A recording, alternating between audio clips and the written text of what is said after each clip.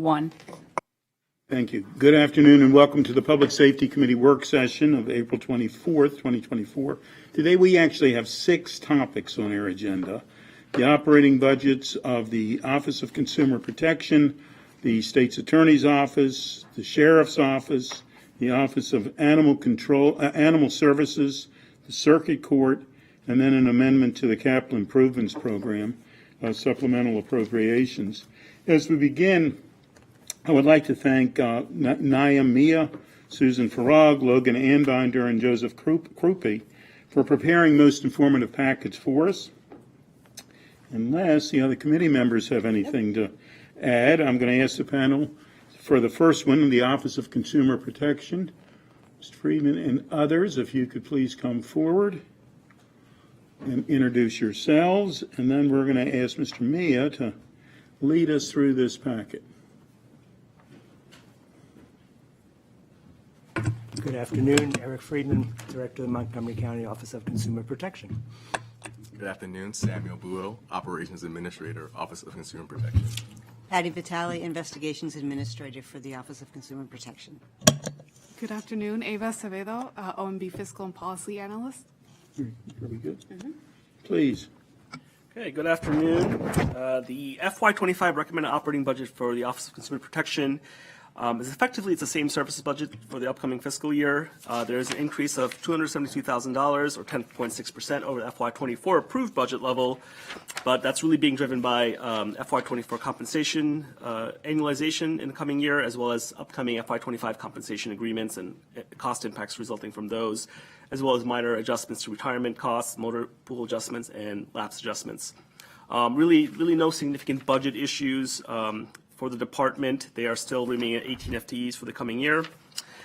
Turning to page 2 of your packet, section B on operating budget equity tool, the Office of ResJ has given OCP a 6 out of 11. They've mentioned that the department is exploring efforts to improve demographic tracking of complaints that are being made by consumers. They are also planning to work with TEBS and the planning department to publish a consumer complaints data set.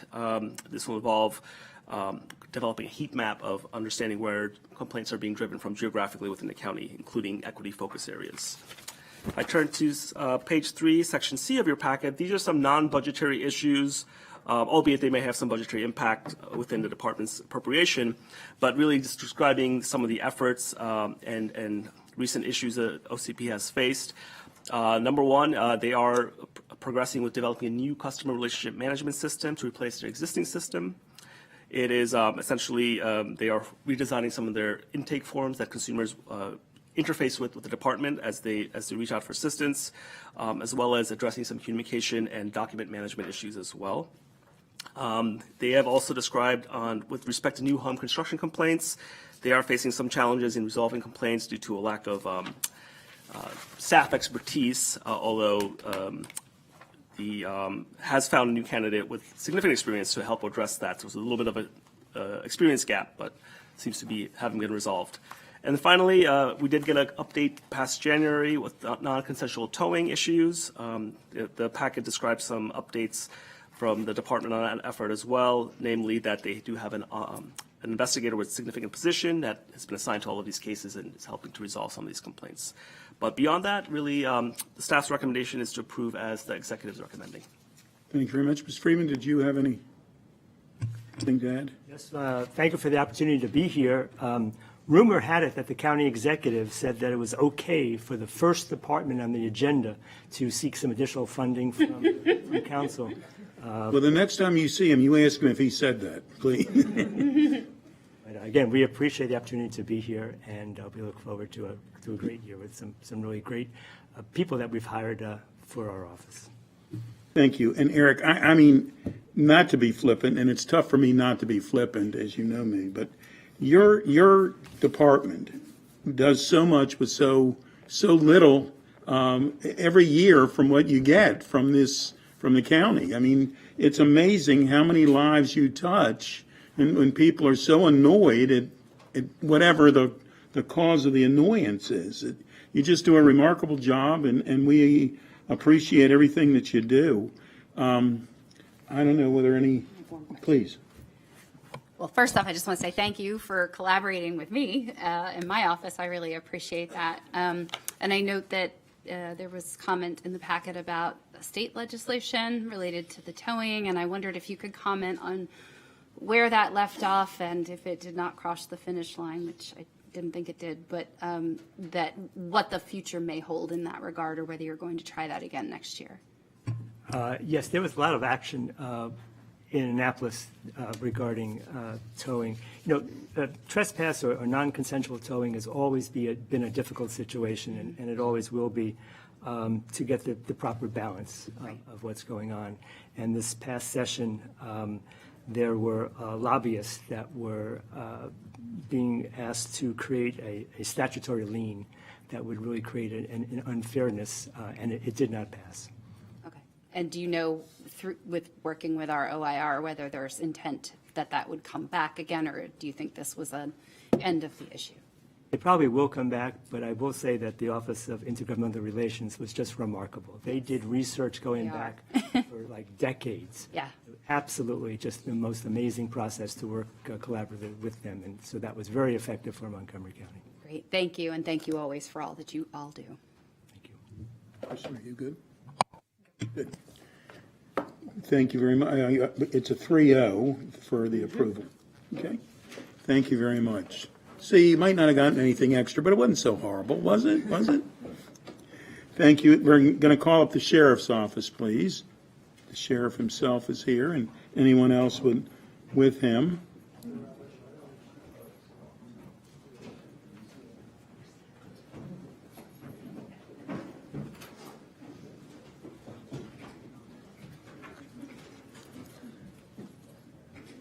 Sheriff, would you like to introduce the panel? You and the Absolutely. panel. Good afternoon, council members. It's great to see you again. Sheriff Maxwell Wee, Montgomery County Sheriff's Office. I'm joined this afternoon by Ms. Mona Cabrera, our Management and Budget Specialist, as well as newly appointed Assistant Sheriff Keena Jones, and our Technology Supervisor David Yates, and our Family Justice Center Director Tom Mannion, and then certainly Derek Harrigan. Thank you. And congratulations to you. You know, you deserve a round of applause. And Logan, if you do a good job, we'll give you a round of applause too. How's that sound? That's great. Appreciate it. The county executive recommends for FY25 a total amount of $30,586,508, which is an increase of about $1.26 million, or 5.62%, from the FY24 approved operating budget. There are two budget discussion items, both of which would represent additions to the new and enhanced programs list. So to take those one at a time, the first is the executive's recommendation of $74,455 for the hiring of an HR specialist for the sheriff's office. The sheriff's office has been grappling with a vacancy rate of around 10% for a number of years in their sworn staff. They have a total sworn staff complement of 155. They currently have 16 vacancies, or they did as of earlier this month, and there have been comparable rates over the past number of years, which has created personnel shortages in key service areas, has resulted in increased need for overtime, and so the executive's recommendation of an HR specialist would address some of those needs. In addition, the committee and the council may want to request that the Office of Legislative Oversight conduct a staffing study of the sheriff's office to do a more thorough and in-depth review of recruitment and retention best practices, and potentially make recommendations regarding a appropriate sworn staff size for the office. So that's something else that the committee may be interested in considering or discussing. Other than that, though, council staff does support the addition, supports the approval of the overall budget as recommended by the executive, and for this first item, the $74,455 for this position would be added to the new and enhanced programs list. And then the 46,000. The Sheriff's Office has provided a memo that's at Circle 8 in your packet regarding the need for Wi-Fi connectivity, the installation of Wi-Fi in the terrace office space within their workspace in the Circuit Court building. This would be a one-time expense. This was not recommended by the executive in his budget submission, but the sheriff does detail the logistical and operational as well as safety challenges that lack of Wi-Fi in this workspace causes or has the potential to cause. So again, this $46,319 would be a one-time expense that, if the committee supports it, would also be placed on the new and enhanced programs list. Well, thank you. Let me just say, I think we did this last year, put it on the reconciliation list. I see Ms. Frog shaking her head, yes. And it didn't get off of that list. Candidly, I'm embarrassed by that. We should not have had that happen. $46,000 for life safety is an important feature, so hopefully our committee is certainly going to recommend that. And the 455, I'm in agreement with that as well. And I do believe that the committee should request from the OLO, Office of Legislative Oversight, to do a report for sheriff staffing. And I'm assuming you're okay with that, Sheriff. Yes, absolutely. Thank you. Please. So, because this came up in a different budget hearing as well about staffing and how to understand how to best do recruiting and take a look. And so, totally respecting the work that OLO does and the reports they issue for us, and we get to put things on the request list, but also understanding that there are national standards and other sorts of things that are out there that are very comprehensive and related to officer recruitment and staffing, that it's different. It is different than other sort of HR staffing or complement kind of analyses, and wondered if it might not be more prudent to have a discussion outside of budget session, both with you and your team, as well as with MCPD leadership, on the feasibility of doing an RFP to have an outside entity that has that expertise in that particular area conduct such a study. And wanted you to be able to share your thoughts. No, absolutely. Thank you, council member.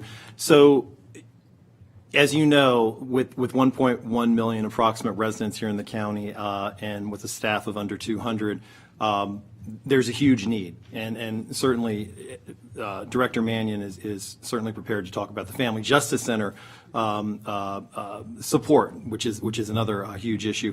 But I would be in agreement with that.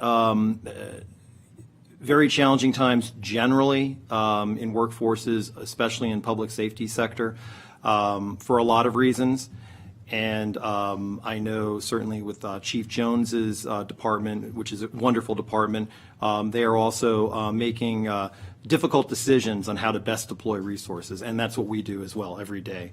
And the unique aspects of the Sheriff's Office is that we really, as the law enforcement arm of the courts, we're really driven by court process, right?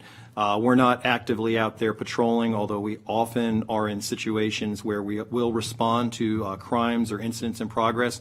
But when my deputies are out and about, they have those protection orders, those peace orders, unfortunately many times the evictions and other court processes, which we're only seeing increase throughout the county. And in terms of, and I apologize, because in my opening question or comment to you, I left out our folks at the Department of Corrections and Rehabilitation as well, which are also facing severe staffing challenges in their complement there. And there is an accrediting agency or entity that does that kind of work. Does CALEA have ability or capacity to do that kind of work, or do they make recommendations? Because I believe all three departments just underwent their recertification. So that's a good question. The Sheriff's Office is a accredited law enforcement agency, as Montgomery County Police are as well, and I believe Corrections in their own accrediting body is also accredited. We've been accredited since 1995 and has successfully been reaccredited under every sheriff, to include myself. So I would have to look at that, but that's a good point to look into. Okay, great, thank you. Yeah. Good. Thank you very much. Unless there's anything else, we have a 3-0. They would tell me if I didn't have a 3-0. We have a 3-0. And you do get applause. You do. Yes, Yeah. Logan, yes. Candidly, I was only kidding, but anyhow.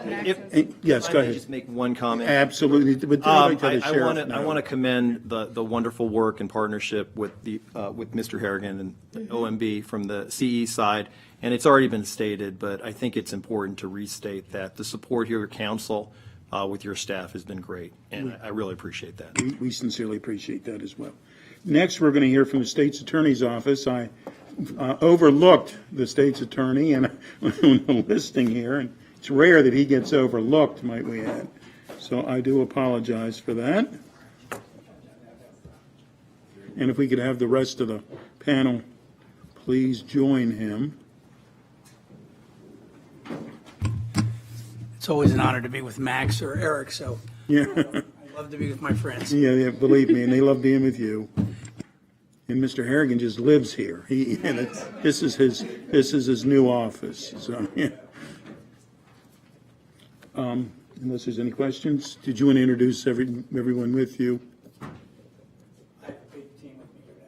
Actually, Lisa Russo, who is my budget director and my office manager, is here with me. She's overseen my budget for probably the last 10 years, very intimately familiar with it. She prepared our request in our packet that we sent over to you. John McCarthy's here. And a man who needs no introduction. Go ahead, Eric. It's me, Yes, Eric Harrigan, Office of Management and Budget. That's funny. Ms. Farag, please. For FY25, the recommended budget's about $25.3 million for the state's attorney. It's almost a 15% increase from last year's approved budget. The one item that's being added that does have a service impact is adding an evidence review unit. That's for about $752,000. This is the single biggest piece of the budget this year. Since the state's attorney advises since Montgomery County Police Department started using body-worn cameras back in 2016, the state's attorney's office has been required to redact, shield, upload, and review digital evidence. All police departments now are required to have body-worn cameras as well. They advised that prosecutors had been doing the work of looking over this evidence daily for their decision-making and trial presentations, and they'd also been doing the work of the video evidence, but due to the heavy caseloads and the large amount of video in each case, they really don't have sufficient time to prepare their cases and watch all the associated video. So the recommended budget is adding 7 new legal assistant positions to do the work, again, which includes viewing, summarizing, tagging digital evidence for the attorneys to review. The office uploaded almost 27 terabytes of video data in 2022. They did receive almost $1 million grant for 4 legal assistants, and I believe that was approved last year or maybe the year before. And it's a 3-year grant, but the office advises that its caseload requires at least 11 legal assistants total. So this is adding $503,000 for the 7 staff positions for a personnel complement, but there's also an additional one-time cost of almost $250,000 for the renovation of the 5th floor office area to build office space for the additional positions, as well as replacing 20-year-old carpet and asbestos abatement throughout the floor. The next item is Bureau of Justice Assistance body-worn camera grant, $290,000, which we just mentioned. That's for 3 years, and it's funding 4 legal assistants right now. Council approved this grant December 2023. Right now, the unit is fully staffed and beginning to review video evidence, and the grant will still fund the positions through FY26. There's also an additional $100,000 for cloud storage, additional storage space as data storage needs are greater than they had anticipated. The salary plan is $61,000 increase. That reflects the cost of promoting eligible attorneys according to a salary plan approved by council back in 2014. That amount varies year to year based on the number of attorneys eligible for promotion. They are having recruitment and retention issues as well. In 2022, the office lost 16 attorneys, or 20% of all of their attorney staff. There's also the mandated salary adjustment, almost $7,000, which reflects the statutorily mandated increase for the state's attorney. And then there's just shifts of partial FTEs from grant to the general fund, and that just reflects, grant funding changes every year, and so pieces of each FTE might have to switch over to the general fund if there's not sufficient grant funding. In terms of racial equity and social justice considerations, in terms of the operating budget and equity tool, the state's attorney had a scored 1 out of 11, which indicated an emerging commitment to racial equity work.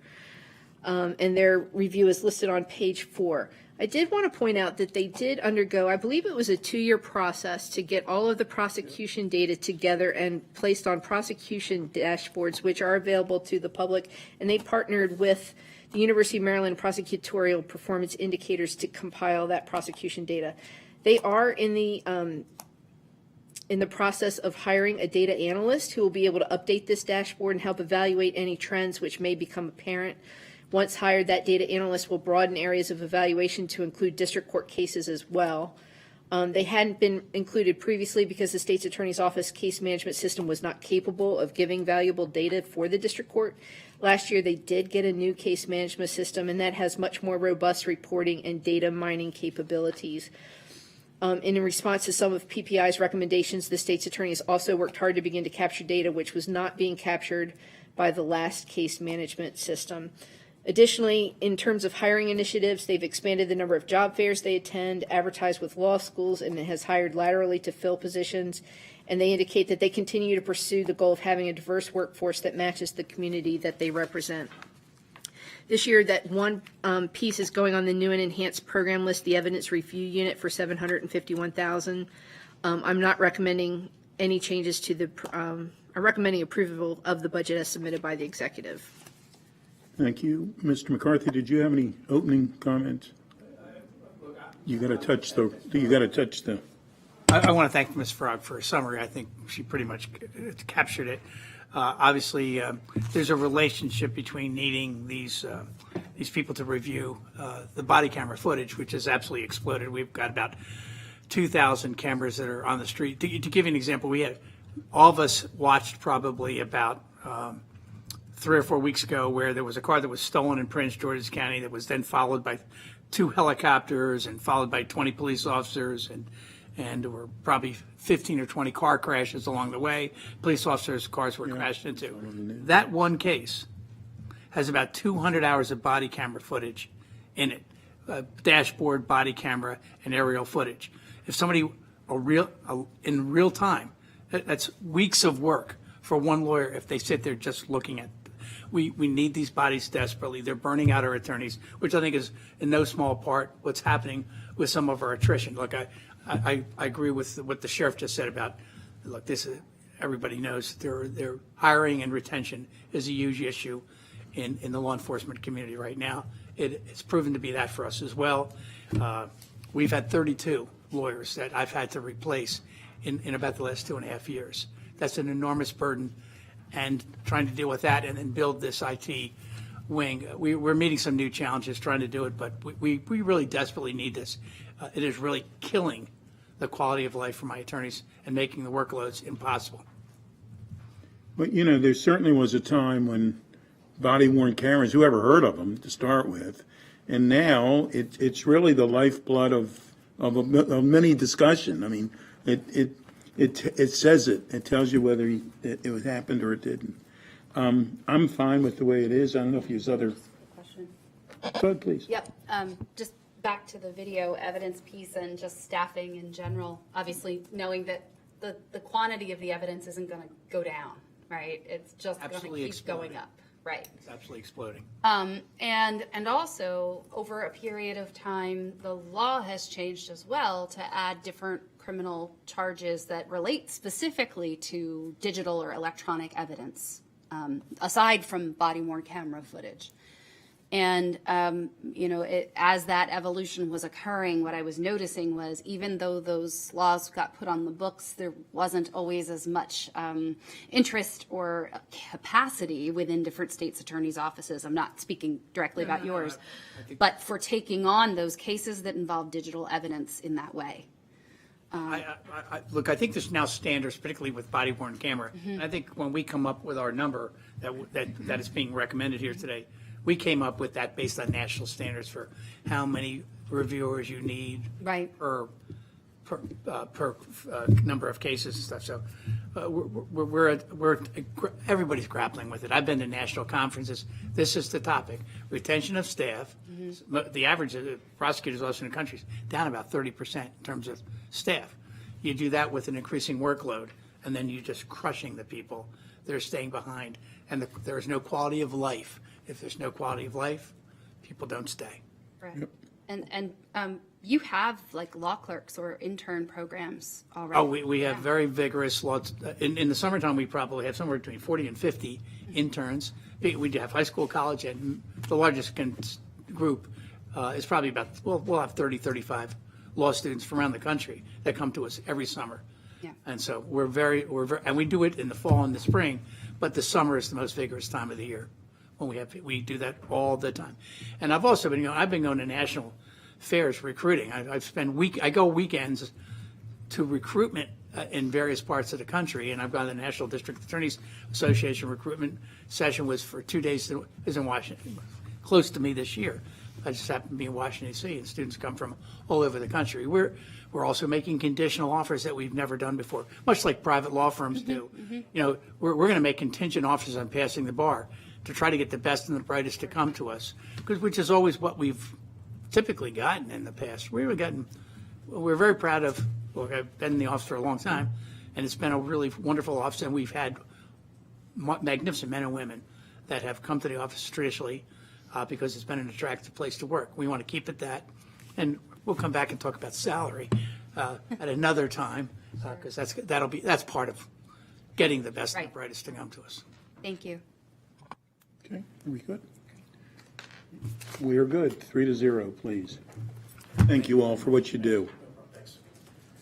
Next is Office of Animal Services. If you could please come to the panel.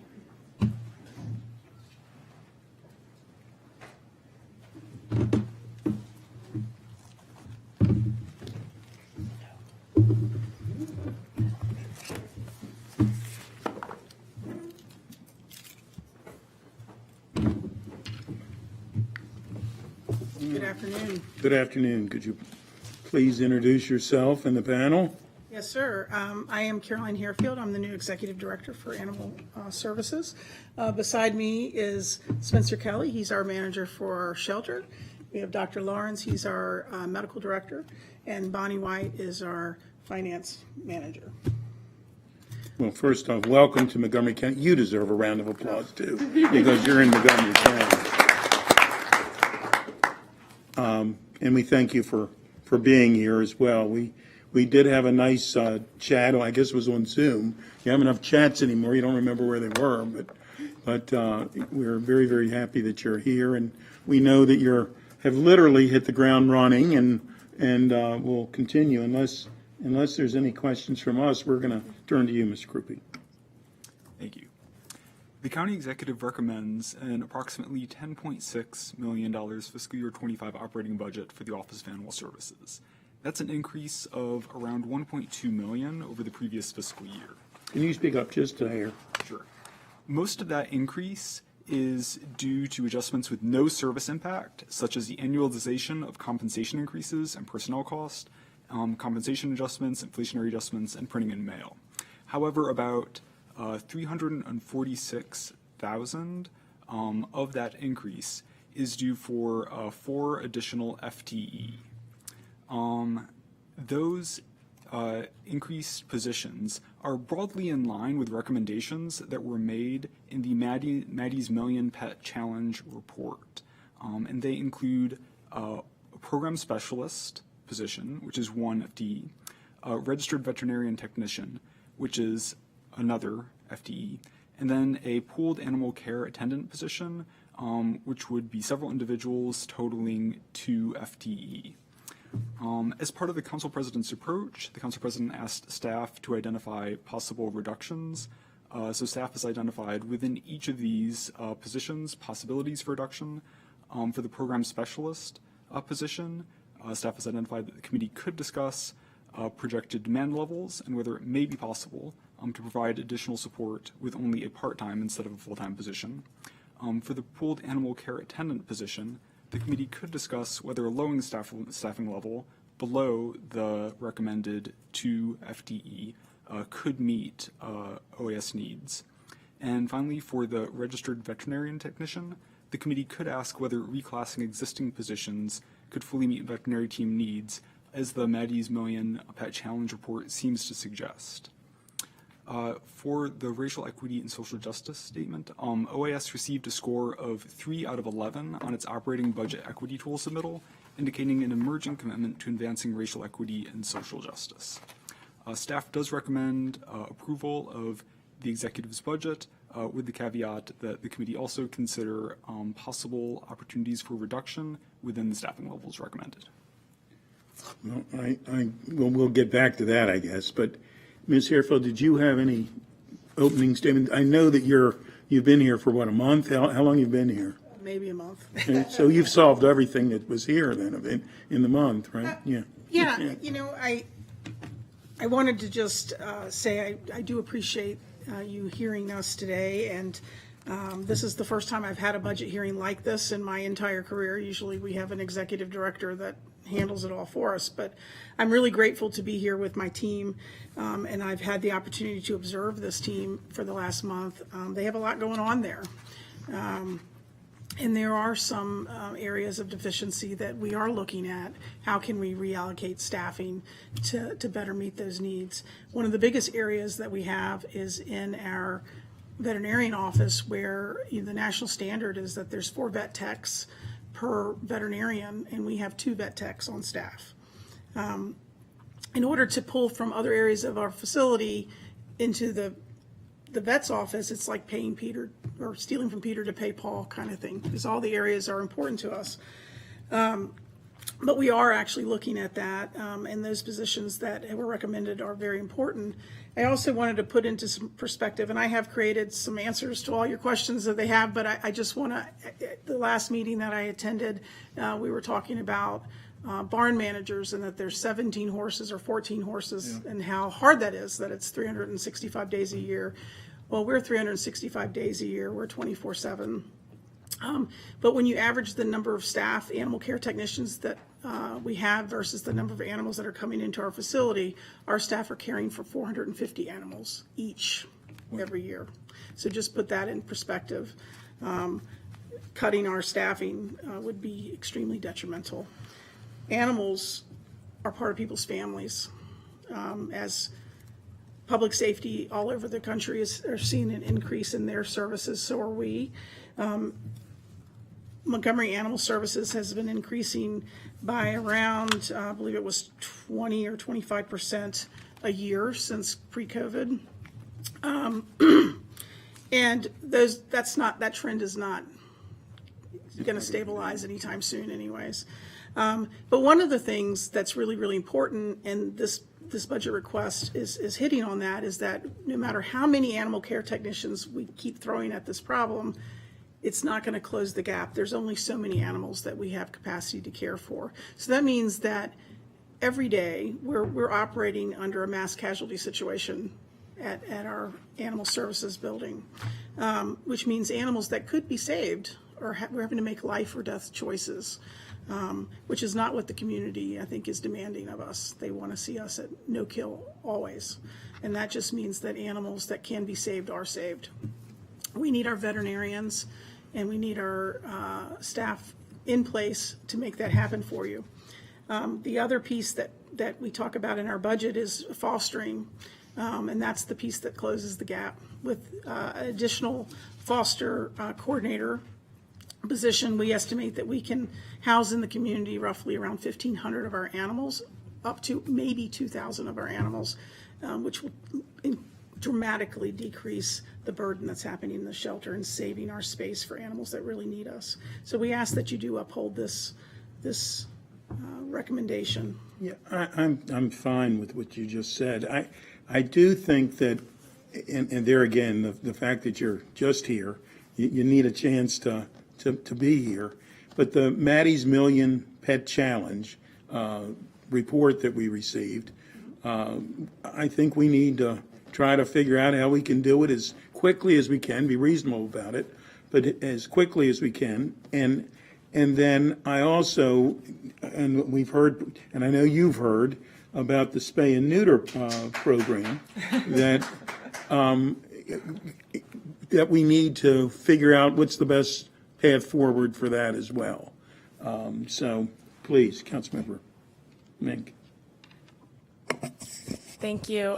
First, welcome, Director Harefield, and congratulations on your appointment.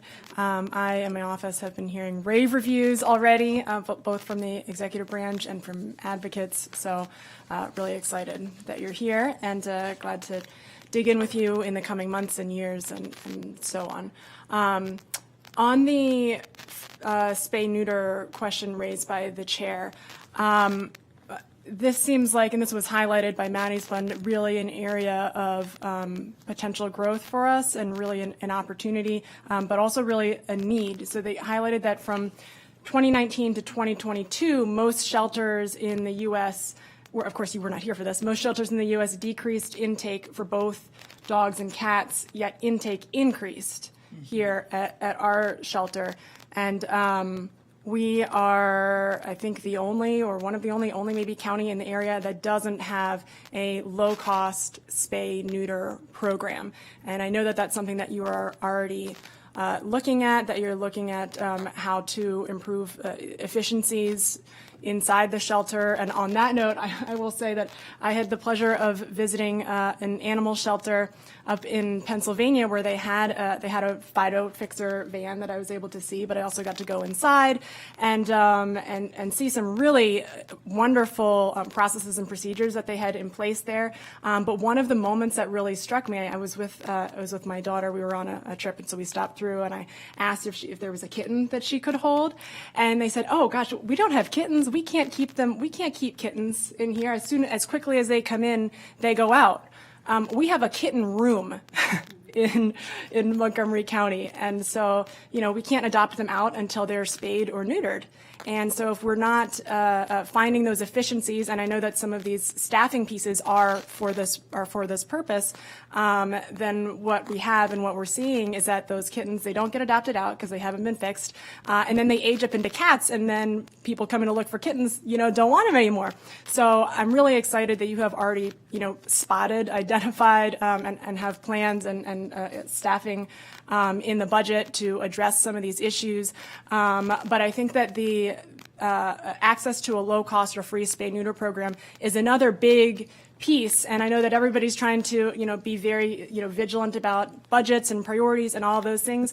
But I did want to highlight this one for and offer it up for conversation with my colleagues, because this is one where there's a really direct correlation between if we put some funding, and I'm going to ask you what that might look like, but if we put some funding toward standing up that program, we could save a lot of currently wasted money on the results of not having that program. So would you be able to speak to that? I would love to speak to that. So I kind of hinted on this earlier when I talked about closing the gap.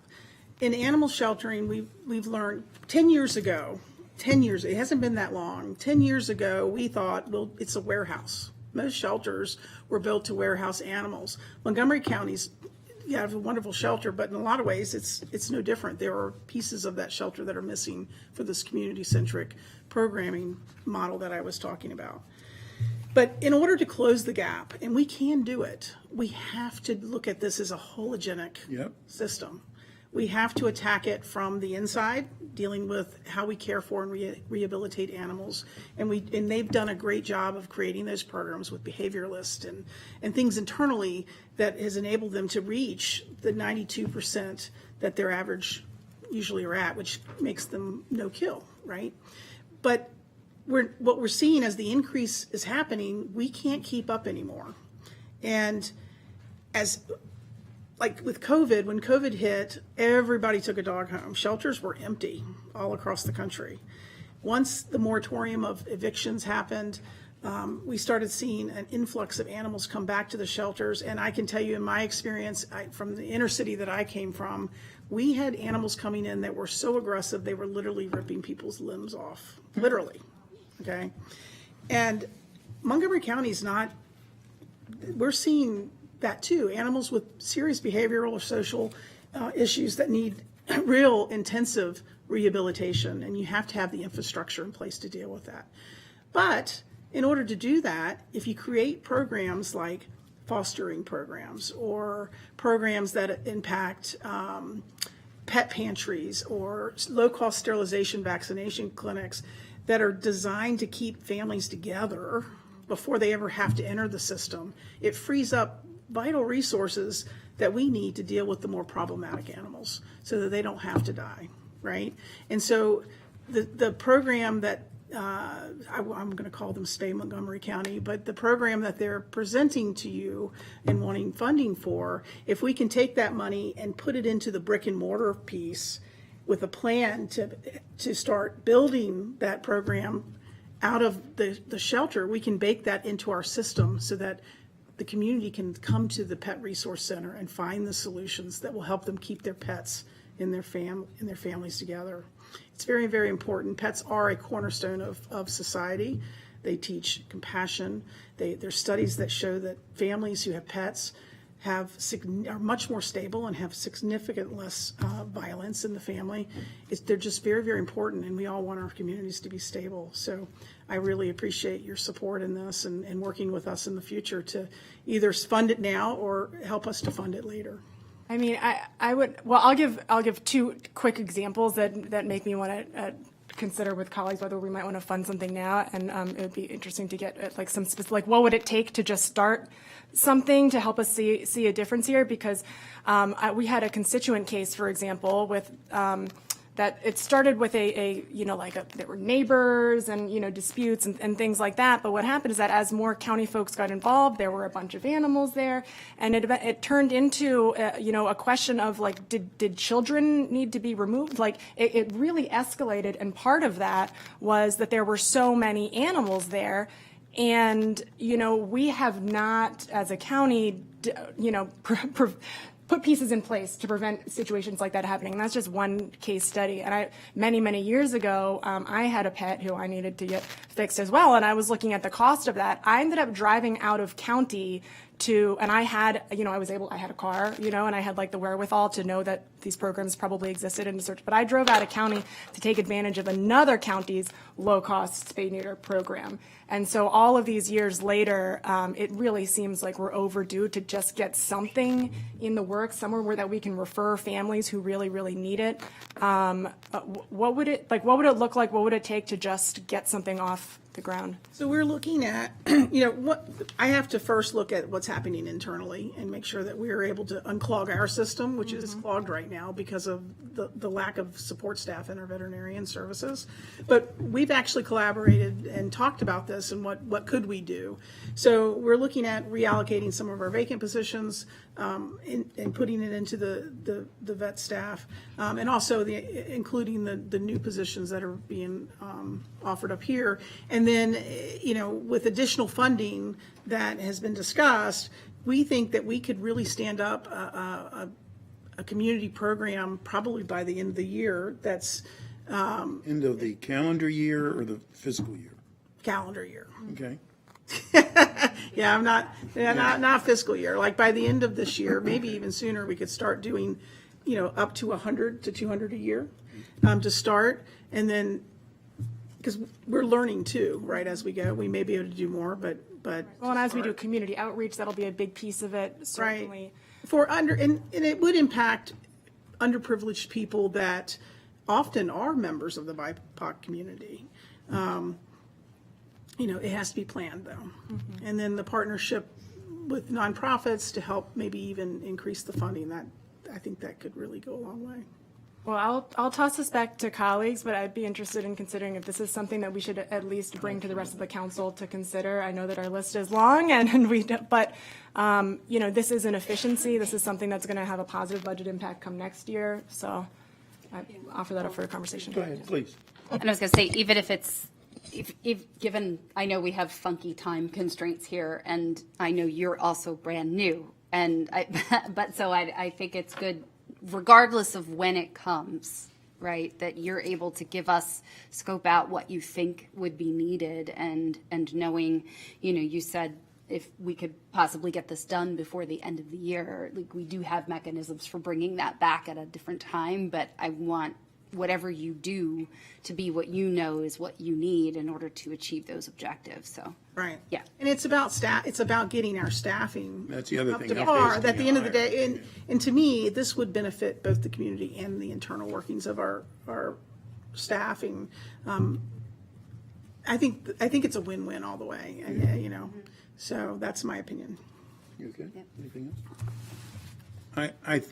I agree with that, and I think probably what we should do, if everyone else agrees, is see you again in 4 to 6 months, whatever it is, to let us know where you are, what you've done, what you need, how we can get there, and if you can put that on our calendar, please.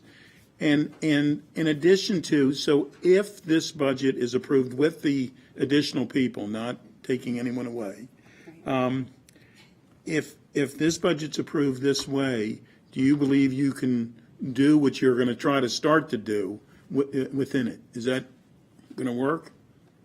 If the budget's approved as is, Yeah. without the additional funding, we will be working on internal. I don't know that we can. Not without additional funding. No, I'm saying with the 3 positions in addition, you know. The 3 positions, and then we have identified 2 other positions that we can move over to that part of the facility. I think we could do. It would not be, you know, hundreds of thousands of them, but we could do 100 or 200 a year to start. I think. And that's a start. I think that's the issue, is we start it. Just to clarify, so that if the budget as recommended currently by the county executive would allow you to get a little something started, or do you mean? Not as recommended, no. Not as recommended. Because we currently have such a deficiency internally that, So we would need to add need something to add. as a committee then to get something but started. we are working internally towards that. Right. So the question is, if you had your wish list, what would we add? Or to start, you know. To start, That's yeah. a loaded question. That's what we do up here, you know.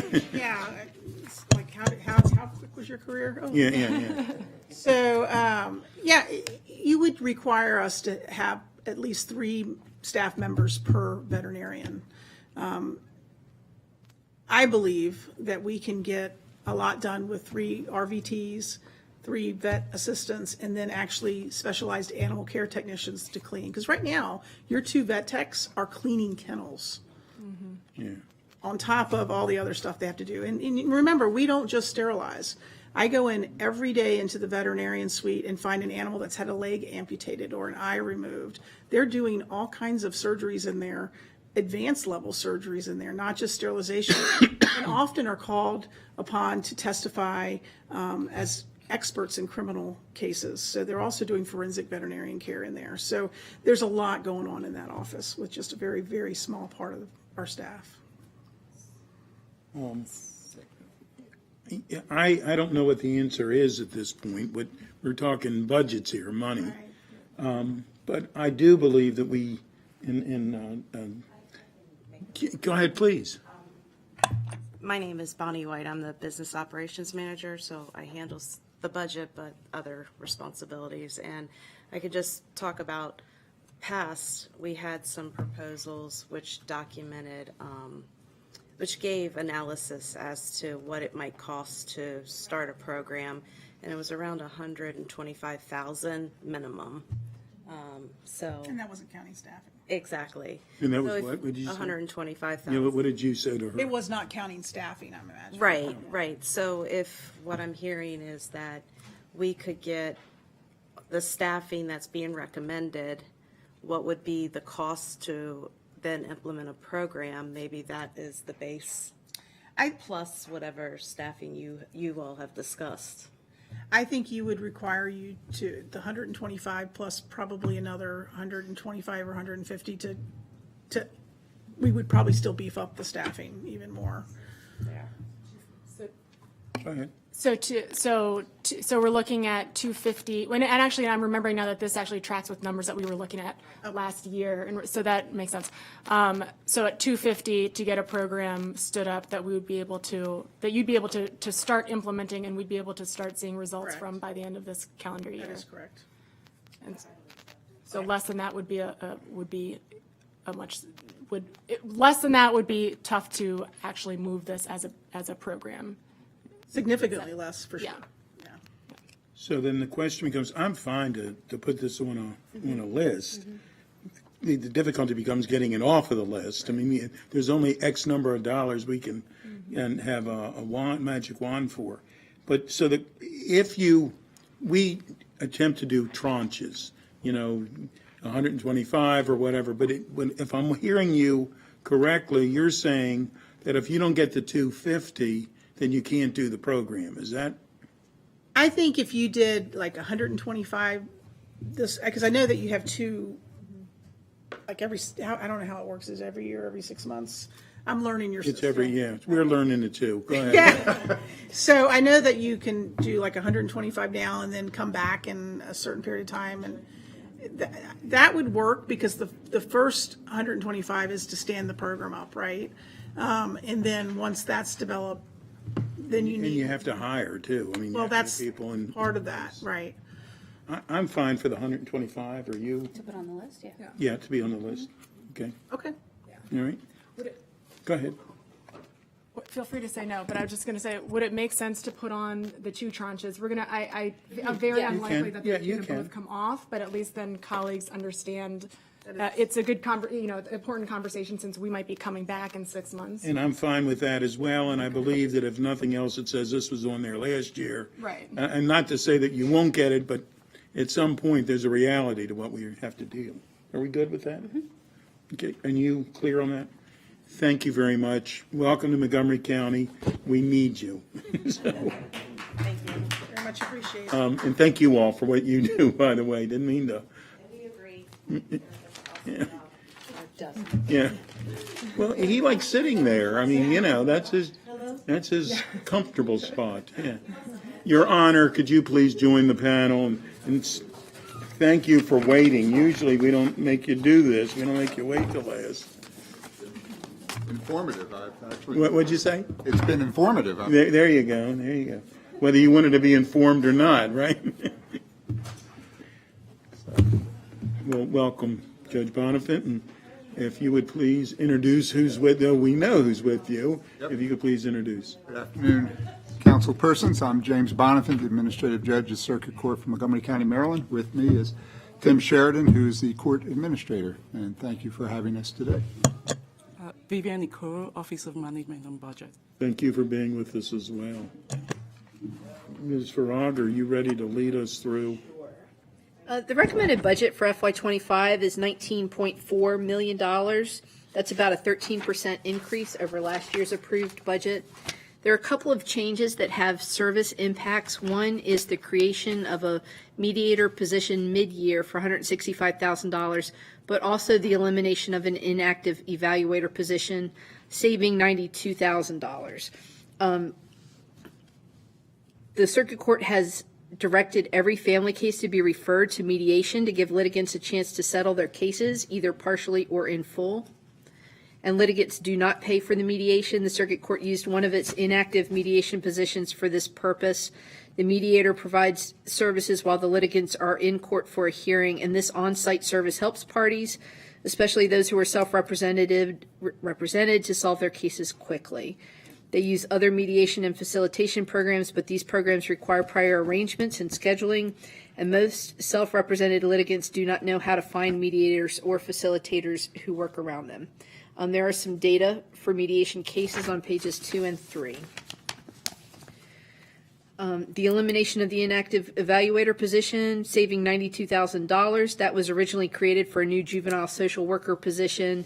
The court and Office of Human Resources later decided to reclassify this inactive position, which resulted in the need to eliminate this evaluator position itself.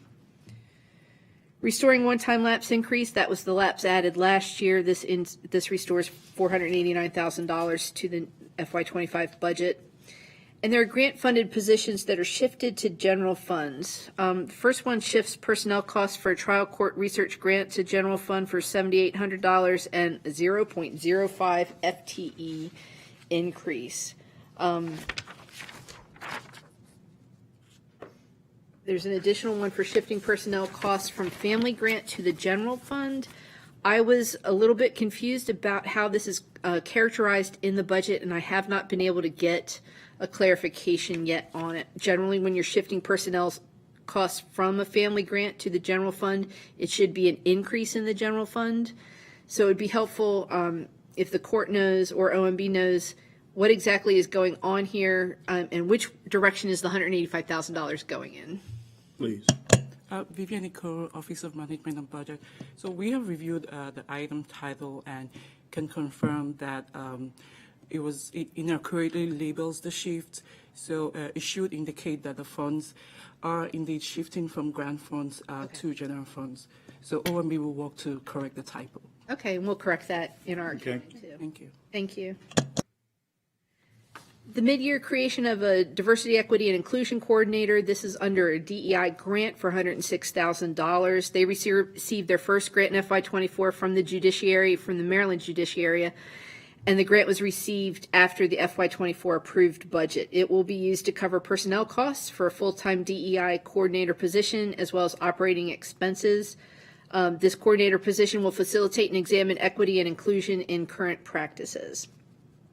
The grant is a recurring grant. As part of its mission, the Maryland Judiciary has a DEI grant funds available for Maryland Circuit Courts to support these practices and related activities. There's also an enhancement to a DEI grant for $16,000. That's needed to cover operating costs that increase awareness of diversity, equity, and accessibility and inclusion and related activities.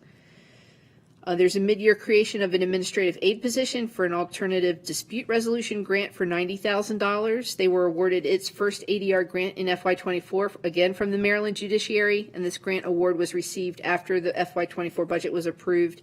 It's used to cover personnel costs for one full-time administrative aide in the ADR program. And this program helps litigants settle disputes outside of the courtroom and expand access to high-quality alternative dispute resolution services. In terms of racial equity and social justice on the operating budget and equity tool, the Circuit Court scored a 5 out of 11, which indicates commitment to racial equity work. The Circuit Court has advised in terms of this type of work. It's very similar to the jail. The Circuit Court gets whatever clients have to use court services, right? There's not really much change or deflection that can be done there. However, the court has prioritized providing many services funded by the court that help with access for different populations, including the law library, self-help center, the kids spot, which is daycare services for litigants, remote access team, which were created to provide access to the court services. They also provide free mediation and custody evaluation services, and they provide language interpreters to limited English proficient individuals who have court proceedings and other services in the courthouse. There's one item included on the new and enhanced program this year is the mid-year creation of the mediator position for $165,000. I'm recommending approval as submitted by the executive. Thank you.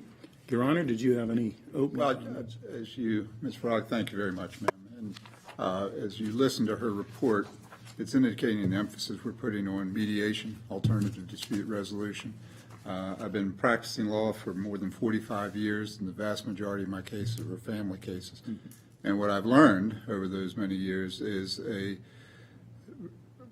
resolution by the parents, the children do better, as opposed to a judge who's very smart, wants to get it right, but doesn't love the children. I give this talk every day of the week.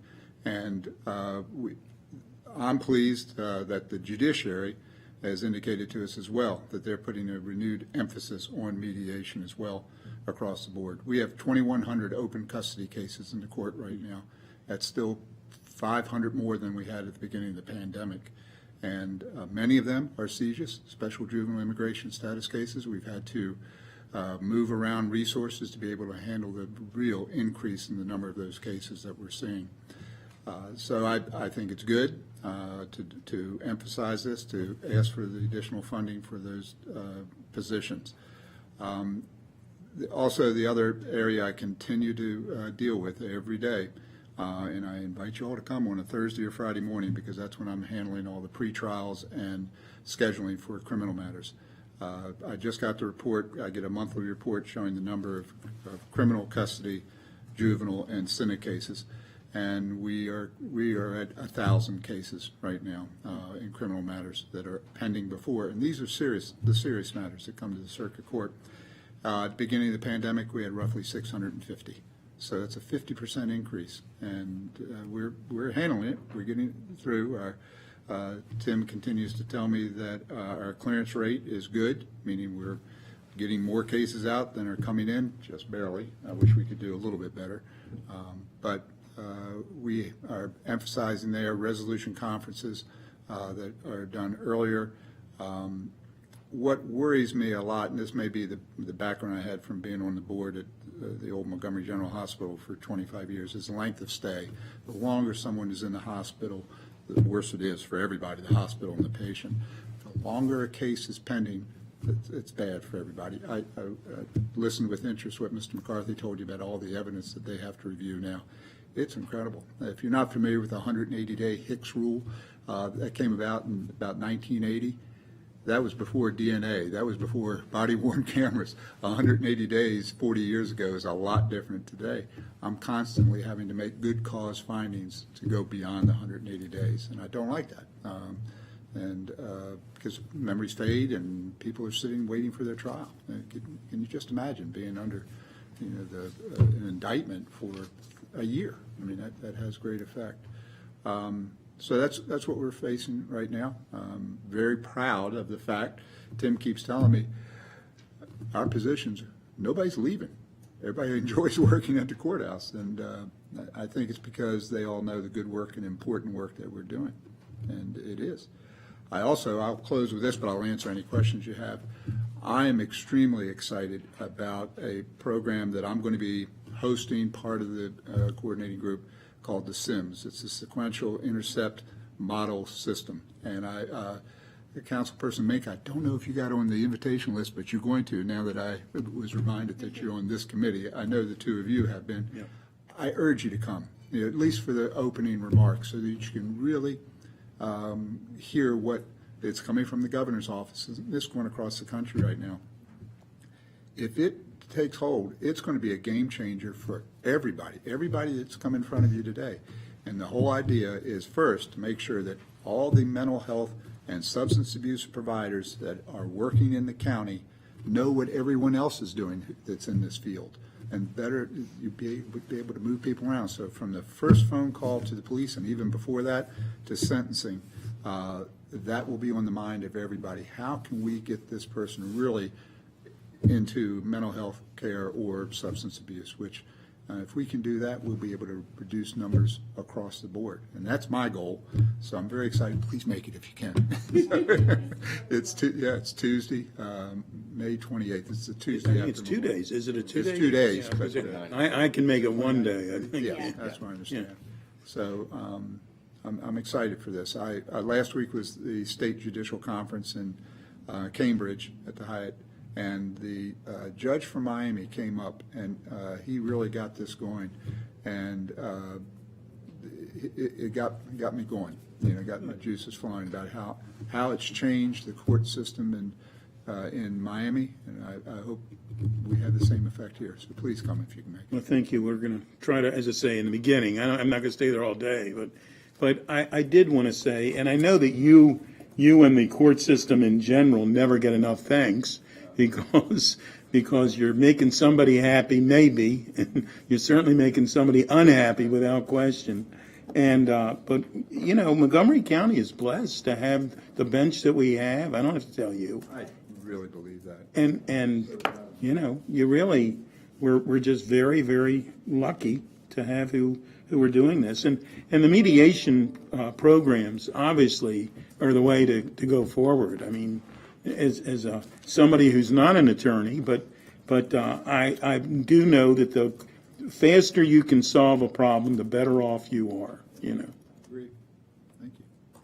And go ahead, please. For someone who is an attorney, she wants to speak. I still owe you slides. I know I promised them. And for the millions watching at home, the sequential intercept model and working on that at the state level before I came here was a big thing for me. And we had done a convening on behalf, actually Senator Katie Fry Hester led it on behalf of the Governor's Commission on Mental and Behavioral Health in fall of 2020. It was supposed to be in person, but we shifted and pivoted the way the universe required. And handled that event, and then working on that further inside the parameters of the state's active assailant interdisciplinary work group that I chaired the prevention subcommittee on. So I'm really all in on that. I won't be able to make it on the 28th. I will be there on the 29th. But in the mediation context and inside the family law context, recognizing that the CJIS SJIS, sorry, as opposed to CJIS, the other thing that we, same acronym, different letters. That's a separate process, but for custody disputes in the family law arena and for family law matters in general, talk about digital evidence. I know that's become more of a thing where people are extracting text messages and then they're attaching their text messages to their pleadings, and there are still a lot of pro se litigants in the family law context, or at least for part of the time of the pendency of their cases until they are able to get other help or someone else intervenes. Are the mediators able to work out full separation agreements on behalf of the parties? Yes, they are. And we're offering mediation now from the beginning of the case until actually the day of trial. And we have a court mediator, Mary Ann Hendricks, who does a great job. I don't have the numbers, but I'm impressed by the number of cases that we're getting settled. Think about it. We have a case that's filed, we'll have a scheduling conference, and then the trial may be in the future. Right. We often issue pendente lead hearings, meaning, all right, here's the Band-Aid we're putting on your situation to get you to the final trial. And so those pendente lead hearings, we are getting mediation from facilitators just to get an agreement so that we don't need to hold a hearing on that we get the parties, and we do that in scheduling. I'm ordering everybody into mediation right now. And it's because of my experience. I see that it works. And then I oversee every trial, every hearing at the court. And the court rule is no case can be postponed unless I authorize it. So everybody has to come to me on the day of the hearing. And if I have some time, I'll say, do you mind if we go off the record? And I will hear the case. I'll tell them my background. And I'm getting many cases. And that's mediation as well. So that every step along the way. And our family magistrates, I've asked them to please, at the status hearing, before you come to the trial, there's a status hearing to make sure everybody's ready for trial. Let's get that mediation, work on it, see if you can, because they're all experienced in family law as well. There's a great book called Divorce from Reality that I read that Professor Sanger, retired now from the University of Maryland Law School, wrote in collaboration with another individual. And really, it taught me a lot about the way we handle custody cases now in such an adversarial format is different than the way it was done 100 and 150 years ago. Then it was much more collaborative and much more in the nature of a Senate case where you kind of keep track of how things are going. And Professor Sanger and her colleague were emphasizing we need to take a look at this. Some of the opinions coming out of the Supreme Court of Maryland now indicate that they're taking a little closer look at that. But if you go back and look at Barnhart, if you're familiar with that case, that said there are important reasons, these fundamental rights people have to raise their children. We make a decision and get them on their way. So it's like the law. It's always balancing back and forth. And then is it required by the state, or is it something that individual counties choose to do wherever there are children involved in a custody dispute or just in a divorce case period where there are minor children, that the parties are required to do a parenting class? They are in our county. What they're doing in other counties, I'm not sure. I can't. I know a number of other counties where they do that as well. I just wasn't sure if it was a state requirement, so it's uniform across all 24 jurisdictions, or if it's left to the discretion of each circuit court. It is a state requirement under the Okay. Family Services Code. Okay. But it's different in different places. Right, yeah. Each one runs their own program. Right. Okay, thank you. In some of the criminal matters I'm handling now. Yeah. If I believe would be helpful, I'm requiring as a condition of probation or even pretrial release that they go and take the parenting classes. Nice. So there are a lot of ways you can help people. And then in terms of I know we sort of talked about the length of the criminal cases, and of course trying to still go back through things, and I appreciate all the updates you give us every time the CJCC meets.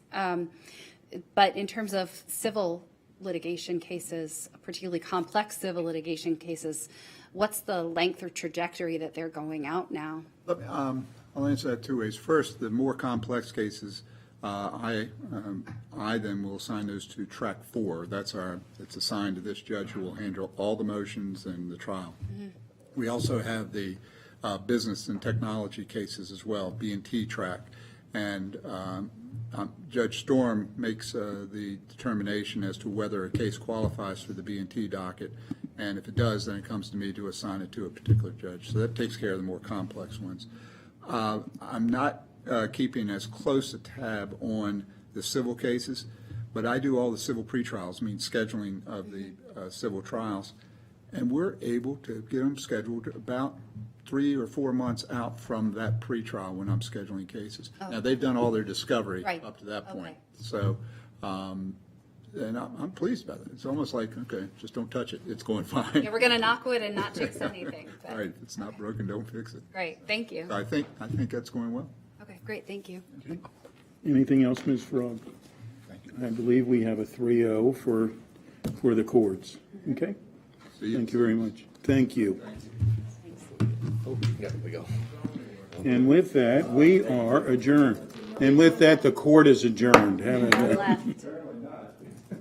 Oh, wait, we're not adjourned. Sorry. I'm not sorry that we're, yeah, he fell asleep in the back of the room. Yeah. Well, all right. Sounds good. If you could please come forward. The last item that we have, if I look at my listing here, is the amendment to the FY23-28 Capital Improvements Program. I was wondering why you were sitting back there, Mr. Dice. Yeah. No. Mr. Dice might want you up here, but we.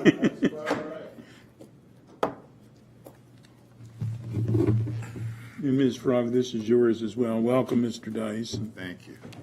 Sure, this is an amendment for $500,000 that provides new security improvements to the North Tower Courthouse. It will install new security doors at each level to help restrict access to 2 elevators on each floor for judicial use only, leaving 4 elevators on each floor for public access.